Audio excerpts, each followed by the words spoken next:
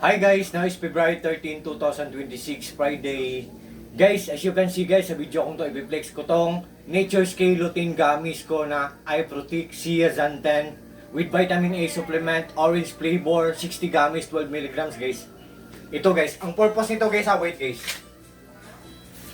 Ang purpose po nito, kung malabo na ang mga paningin natin guys, tayong mga adults, kung malabo na ang paningin natin, mag-take tayo or kumain tayo ng dalawang gummies.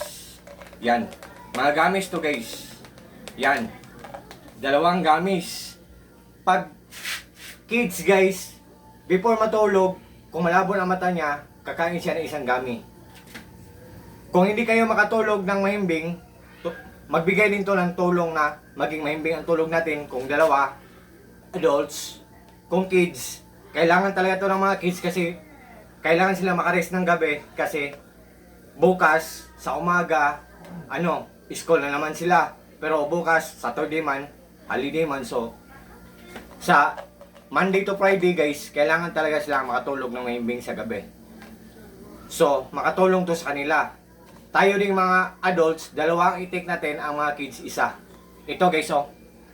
Tapos mga hearts, ang mga forms, mga forms niya guys, mga hearts. So, guys, for a few hours na lang guys, magiging Valentine's Day na. So, advance happy Valentine's Day to everyone or happy Valentine's Day to everyone.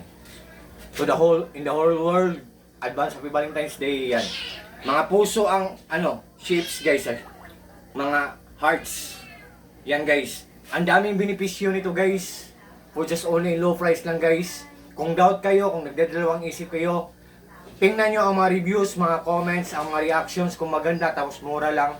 I-try nyo guys para sa kapakanan din sa self nyo or sa mga anak nyo or sa mga pamangkin nyo. Sa mga mahal sa buhay nyo.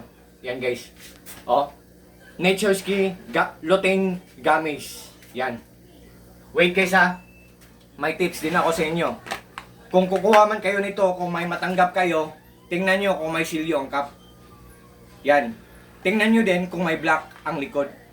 Ang black, yan ang nagpapatunay na expiration date.